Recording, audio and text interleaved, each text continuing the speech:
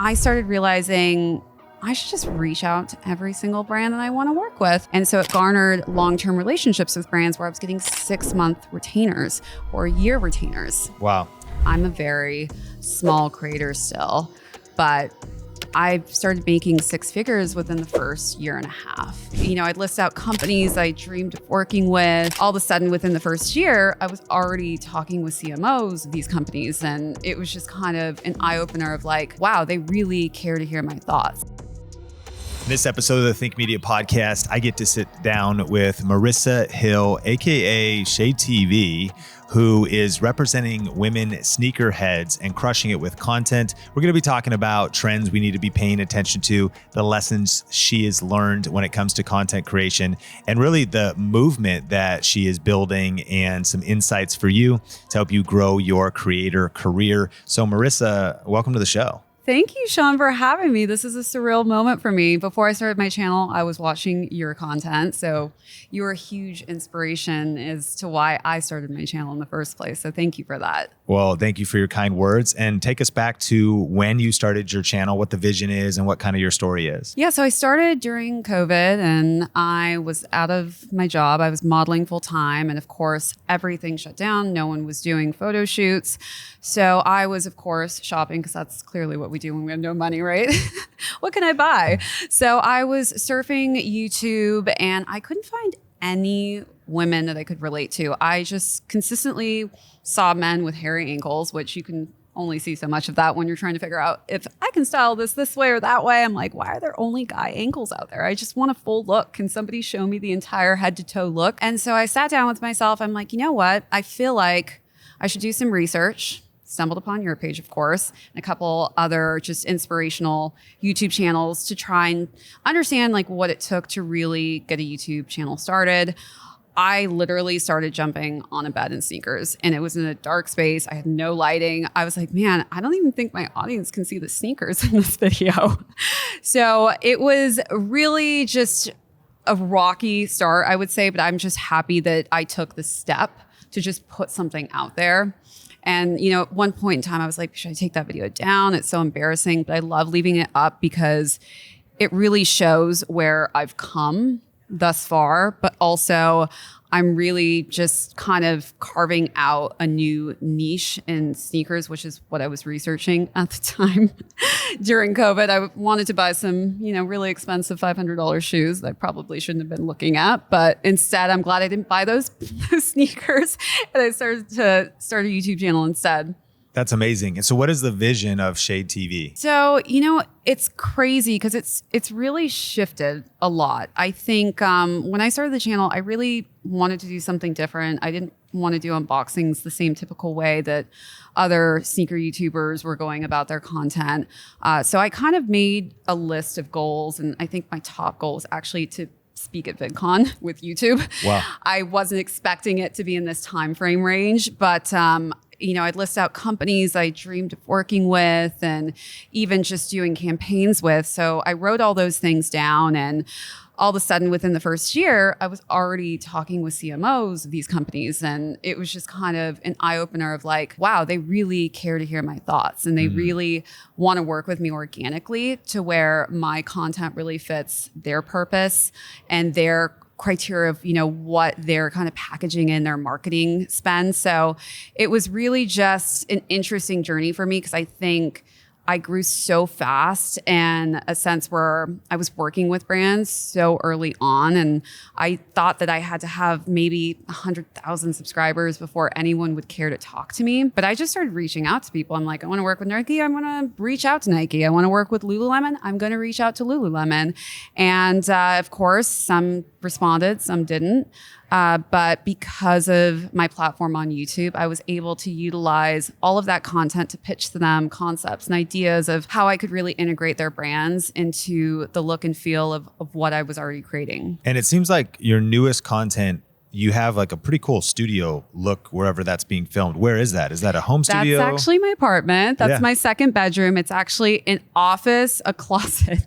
There's so many sneakers in this room. There's probably 300 shoes. Wow. I kid you not. It smells like a shoebox in there, which is great if you love that scent. Sure. But yeah, it's just a tiny space. It looks much bigger than it actually is. But yeah, it's just my second bedroom in my apartment. What for you brought modeling together with like more urban sneaker culture? So, it's interesting because in the modeling world, there's so many different types of modeling. I think people always think, oh, magazine, that's what modeling is. And it's actually not really what I call the working model lifestyle. But I have done showroom for so long. And basically in showroom, you work with buyers who come in and they meet with agents who are repping brands and they decide what they want to secure and buy in their stores. So it could be online shops or like a Nordstrom or Neiman Marcus. And they're always buying stuff based on the trends.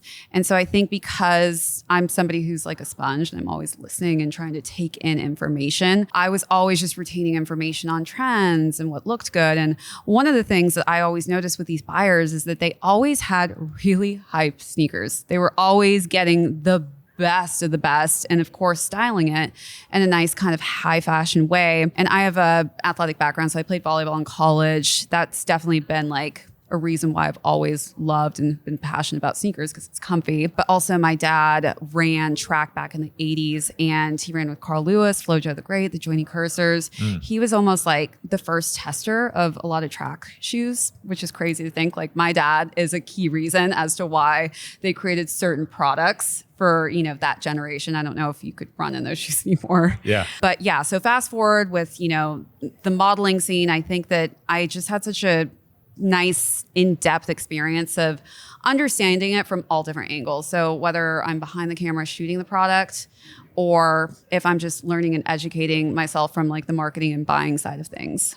I love that. And one of the quotes about you is you're representing women sneakerheads. Someone said somewhere that you're building the next complex network, essentially. And you have a goal of being a platform as a voice for other females. What do you think are the challenges and or opportunities for seeing more women represented, maybe not just in sneakerhead culture, which would be something that stands out, but even being here at VidCon or maybe in the creator economy overall? Yeah. What's interesting is I always did wonder the same as to why there aren't a lot of women in this space. And I think early on, I started to kind of understand why that was. And a lot of it is there's a lot of degrading when it comes to women and hype product because a lot of people really want what you have. And if they can't get it, you kind of become a punching bag. And they love to take it out on you. Or, you just get comments that a lot of guys don't get. It's like, who are you sleeping with? You must be sleeping with a manager. Or you must be married to some rich person who's buying you all this product. It has nothing to do with the work ethic that you have behind your content. It just becomes, really signified as, oh, she must be doing X in order to have this type of content on the YouTube space. So for me, with modeling, it's such a difficult road already. You get told no a million times and people are very straightforward with you because you get booked off of your appearance. And I mean, things that you hear are crazy. I mean, it's like one little tiny zit and they're like, what's that on your face? And you're like, oh, I'm sorry. I had a little pimple pop up this morning, but I promise it'll be gone by the photo shoot. So I think I've had that tough skin already built within me. And so I think because of that, it's allowed me to just look past those comments and really just keep pushing the forefront for women to try to be a part of the community and create content like me. Because we really do need more of us out there to show that same representation that hasn't really been around at all, and it's always weird because I feel like I am the first one really embarking on this path. And it's strange because I don't know like exactly the direction I'm going in. But to your complex point, I think a lot of people are coming to me as a media source almost as if, I'm that one-stop shop where they can find information from a woman's perspective. Because a lot of media outlets, unfortunately, that do cover sneaker content, it's all men. It's very hard to find women and specifically women who are just wearing the products. And sometimes, you will get women who over-sexualize sneakers. So it's like bikinis and sneakers. And that's a different subgroup. But also, what I always tell women is if you really want to be in this niche and say you're up on stage and people are asking you questions about sneakers, make sure you know what you're talking about because you're representing all of us. And it's so important that, when I'm up on stage and I'm talking about sneakers, I know what it is I'm saying because I know that I'm standing up for all of us when it comes down to it. And it does make a difference. And I don't want to be stereotyped as that uneducated girl who hasn't earned her seat at the table, doesn't have enough sneakers or the right sneakers to be in this niche. So, I've been really just pushing those boundaries and setting an example for these other women who maybe have felt like they never had a community that they could belong to.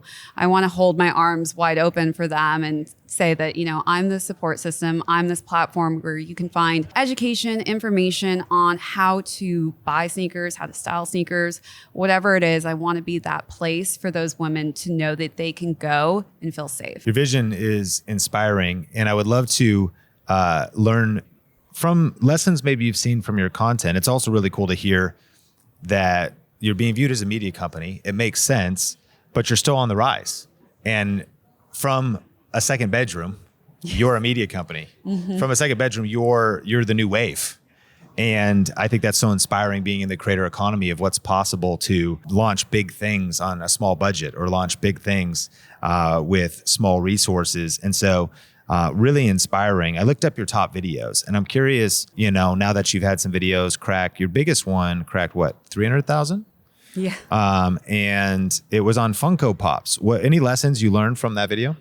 So I had so much fun doing Funko Pops. Was that a previous niche? So actually it was integrated with sneakers. I was working with Funko's team and they would send me Funkos and I would actually coordinate them with my sneakers. And it was really fun. Like I had a friend doing voiceover. So there was one where I was doing Deadpool and he was voicing it over and we would tie a little string to the Funko Pops and have Batman like fly across my face here and there. It's funny because I feel like sneakers relate to so many different things in pop culture, and Funko approached me and they're like, hey, like we would love to send you Funko Pops. We see that you have them on your back shelves. So they started sending me hundreds of them. And in my space, I'm like, oh my God, I got to pick. What am I going to collect? Am I going to collect sneakers? Am I going to do Funko Pops? Godzilla versus Kong was coming out, and I was the very first person to have these massive Funko Pops. They were huge. And of course, everybody was super stoked. They had the best commercial. I remember when it released, like the trailer was insane. I was like, oh my God, this is going to be big time. And of course, those Funko Pops arrived. I had no idea I was going to have them. And, with me, when it comes to time frame of putting out content for sneakers and even Funko Pop releases, it's very important to get it out as soon as possible. Yeah. Can't wait. Timing is everything. So that is something I definitely learned through my journey, is like, you can't just sit on content, even though it's done, and you want to be patient and think, oh, well, I've already posted 2 videos today. It's not about that in my world. It's all about kind of being the first at some point in time, because that will change your, viewership on that specific video if it's delayed or late. Yeah, speed matters, and especially with trending things. And so that's a really good lesson to hustle too and not sit on content. Also, you've got multiple videos really on the Yeezy runners and the Yeezy slides. Those did very well. Yeezy's a massive force, went through a ton of drama recently. Obviously, what completely kicked out of Adidas, now back in. Yeah. What do you think, as kind of a niche sneakerhead question, do you think that Yeezy will rise back to what it once was? Do you think it'll be bigger? Do you think it's losing its momentum even now that they're back on Adidas? What's interesting, so my highest viewed video, I think, is on the slides, what you're referring to. And I was the first person really to care about those. Nobody wanted them. And I was like, I love them. Great price point. I'm like, I can afford this. Easy to slip on, super comfy. People thought I was crazy. But I was the first person in my niche to really tap into that. And sizing was way off. And so I sat down with myself and I'm like, I think I need to start doing sizing videos because this is not the right sizing. And luckily, I bought so many different size ranges so I could test them out. But that video did so well because it helped people essentially understand before they were trying to go after the slide itself what size range would work best for them. Because as most people know in sneakers, if you mess up on your size, you can't be like, hey, Yeezy, can I get another pair? The size didn't work out. They'll laugh at you and be like, no, we'll take your pair, but you're not getting another one. There's no way. So I think as far as the brand goes, there's definitely been some rocky moments. And I think something that's really challenging in my niche is there's a lot of creators that focus primarily on Yeezys. And so that's really taken a huge fall in their growth, because the fact that they took such a huge long period away from actually having any set releases going out. And for me, I've always just tailored to multiple brands, having a variety of them so that I'm not, really cornered into focusing on just Yeezys alone. So I think as far as Yeezy itself, I think that Kanye will probably most likely be doing some crazy stuff, but not with Adidas. I think that they'll finish out the product that they've actually made, since all the factories have already produced millions and millions and millions of product. And of course, they don't want to sit on that. And so they're donating some of the profits they're made to charities. But I think once all of that product has been, sent out, mailed out to anyone who's gone after it, that will probably be the end of the production line for Yeezy and Adidas. That was another good nugget you shared there for any content creator. You might have the opportunity to rise a shooting star, but if that star goes into some drama or stops shining as bright, your channel could become very vulnerable. If it's completely built on Yeezys and something happens or they're no longer trending, then your channel was probably too niched. And it doesn't, you could pivot, but in your case, you're not niching down that specifically. Your channel's about the culture overall from your perspective. So that gives you longevity. Have you been doing vertical video? Yes. Shorts, what have you seen? Any success? Shorts, you're doing other platforms, multi-platform? So I always say it's like an ecosystem, and the ecosystem is always what makes me so successful in comparison to just being predominantly on one platform, because there's different audiences everywhere, especially for sneakers. I'm banned on so many Reddit threads, let me tell you. My Why God. Well, Supreme Reddit thread banned permanently for life because they don't want to see low, excuse my language, quality content on their Reddit thread page, AKA they don't want to see a woman in Supreme. Jeez. So I've been banned on actually a ton of Reddit threads, but I'm still active on a ton of them. And those viewers are so engaged because they're going there. They really want to dig into why they should invest in a sneaker. And I'll be walking around New York every day. I meet a Redditor. I'm like, of all the platforms, you follow me on Reddit? I'm like, are you sure? They're like, yeah, I read your Reddit threads all the time. Wow. Like, okay, that's cool. But per platform, it's so different. But I always make sure that I'm creating content all around so that even if it's on Twitter, I know my still images on there and Pinterest will do well. And now I'm starting to do more video on those platforms also. But I do shoot both ways. I chop up videos. Sometimes I completely just shoot separate as well. But of course, that's more time consuming. I love that. VidCon is where we're at here in Anaheim. And you just spoke on a panel focusing on maximizing creators' earning potential. So what were some of the things that you shared on there? And what are your tips for people that are trying to earn money in the creator economy? And what's kind of the business model that you have going with, at least when it comes to your Shay TV? So it's interesting. I think there were amazing panelists and we differed in so many ways. I think that what separated me from the rest of them is I'm a very small creator still, but I started making six figures within the first year and a half, which is insane. I never would have dreamed of that. And, for me, I utilize every tool on YouTube that I can. And I think that their platform really does set you up for success if you take advantage of what's being offered to you. And early on, when I was looking back at the video where I didn't have lights and things like that, I would kind of joke about it in some of my lives. So I always premiere every video, by the way. I have like 2,000 videos I think I posted. I premiered every single one of those videos. And it's so important because that is where I get so much funding. All of my viewers lately have been buying each other memberships when they're on my lives. Even if they don't know somebody who's hopping in the comment section, it'll be like, Rudy just bought so-and-so Wow. 20 different memberships. And what ends up happening with that, which is crazy, is like people who maybe weren't consistent regulars on my premieres, all of a sudden are constantly there because somebody bought them a membership. And also just saying if maybe my lighting's bad or I wish I could have this or that. I'm so transparent with my audience that they're like, hey, Shay, like here's $20, put it towards this. And I'm always, I think, open about saying like everything that you invest in my channel goes back to the channel because I always want to up my game on the content that I'm presenting to them. And so I think being able to do super chat, getting stickers, memberships is another thing that, is super important when it comes to early content. So one of the things I'm rolling out this year is early access to content for sneakers that you're not going to find anywhere. And not that I'm going to keep it from the rest of my community who aren't members. It will get released them as well. It'll be the same exact content, but just my members will get early access to that. Yeah. But, I've just really been having fun with the platform and it's been a fun journey just seeing what my members are really invested and interested in using and even having a nice Discord where it's kind of a therapy session for them to say, hey, Marissa, I took an L today. This is a rough day for me. Could really use a W on this sneaker. And, I'm there to be that support system for them. But, even outside the platform, I make so much more money doing so many other things. I mean, I got my first sponsor at 3,000.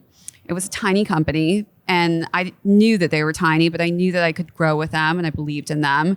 And it was crazy. I was like, wow, how am I getting sponsorship at 3,000? I'll take it. I'll put your name everywhere, whatever section you want, you got it. It's going to be there. And then I started realizing I should just reach out to every single brand that I want to work with and do pitch decks, media kits. I really fine-tuned my media kit to where it was perfect in the sense where it was really representative of me, but I wanted to make sure that in comparison to other creators, it was going to be the best. And I was going to be able to market myself and pitch myself in 30 minutes or less and get that second phone call. And so it garnered long-term relationships with brands where I was getting 6-month retainers or year retainers. Wow.